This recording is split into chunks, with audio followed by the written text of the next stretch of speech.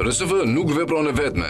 Ajo gëzon mbështetjen e Emirateve të Bashkuara Arabe, të cilat qeveria sudaneze i akuzoi për bashkëpërgjegjësinë e gjenocid në gjykatën ndërkombëtare të drejtësisë në prill të këtij viti.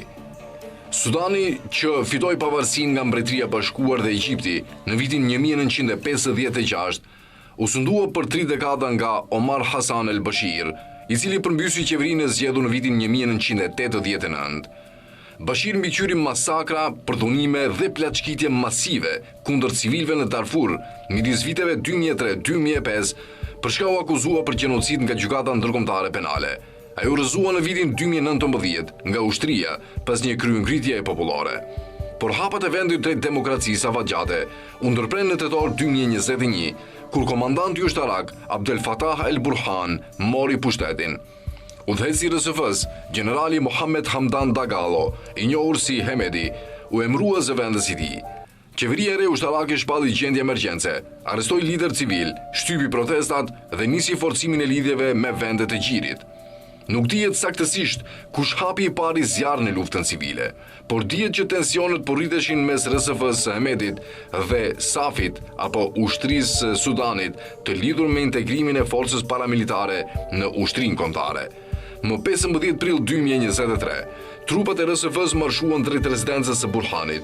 Përplasja armatosur që pasoi degeneroi në një luftë të plot civile, që fillimisht pa paramilitarët të merrnin kontrollin e pjesës më të madhe të Khartoumit, duke detyruar qeverinë sudaneze të tërhiqej në Port Sudan. Më shumë se 2 vjet më vonë, mijëra sudanezë janë vrarë dhe gati 25 milion njerëz përballen me mungesë akute ushqimi, sipas zyrës OKB-s për koordinimin e çështjeve humanitare, OCHA. Qyteti u mbajt në rrethim për më shumë se 500 ditë, derisa ra në duart e RSF-s në fund të muajit kaluar. RSF, kryesisht përmes tregtisë së arit, në vitin 2023, pasuria e tij vlerësohej në $7 miliard, ndërsa ushtria sudaneze tradicionalisht ka bazën e tij në lindjet e Sudanit. RSF është më e fortë në perëndim. Sulmet e RSF-s kundër popullsisë autoktone Masalit në vitin 2023 në qytetin El Geneina përfshin tortura, përdhunime dhe ekzekutime, duke shkaktuar akuza për gjenocid. Në prill 2024, një hetim i pavarur nga qendra Raoul Wallenberg, i mbështetur nga qeveria amerikane, gjeti prova të qarta dhe bindëse se RSF dhe milicitë e saj aleate kanë kryer dhe po kryen gjenocid kundër popullit Masali. Shumë fuqi të jashtme janë përfshirë në luftën e Sudanit. Rusia përmes grupit Wagner ka mbështetur të dyja palët. Turqia dhe Egjipti kanë mbështetur ushtrinë sudaneze. Por Emiratet e Bashkuara Arabe janë ndoshta shteti më i spikatur ndërhyrës. Pavarësisht mohimeve të tyre të përsëritura, ekziston një sasi e madhe provash që tregon se Amnesty International zbuloi se Emiratet e Bashkuara Arabe po dërgonin armatime të avancuara kineze në Darfur, përfshir bomba të drejtuara dhe obuset prodhuara nga kompania shtetërore kineze Norinco Group. Në tetor 2025, agjencitë amerikane të inteligjencës raportuan se Emiratet kishin rritur furnizimin e dronëve kinez dhe sistemeve të tjera luftarake për RSF-n, sipas Wall Street Journal.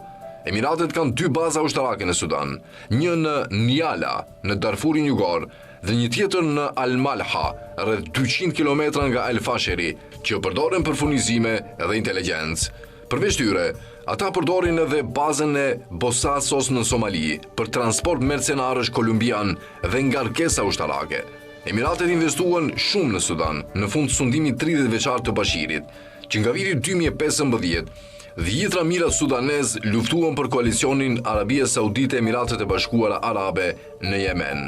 Por kur Bashiri u përball me krizë të brendshme, Emiratet ndërpren ndihmën dhe furnizimet e tyre, të irrituara nga qëndrimi i tij ndaj bllokadës së Katarit dhe lidhjet me të ashtuquajturin Islamin politik. Sot, Sudani i ofron Emirateve një arenë për të projektuar fuqinë e tyre në përdetin e Kuq dhe Afrikën Lindore. Emiratet kanë interesa të mëdha bujqësore dhe minerare në Sudan, përfshir ari, një burim që ende nuk është shfryzuar plotësisht. Emiratet janë bërë qendra botërore tregtisë së arit, në përpjekje për të Bashkuara Arabe për furnizimin me armatim të RSF-s.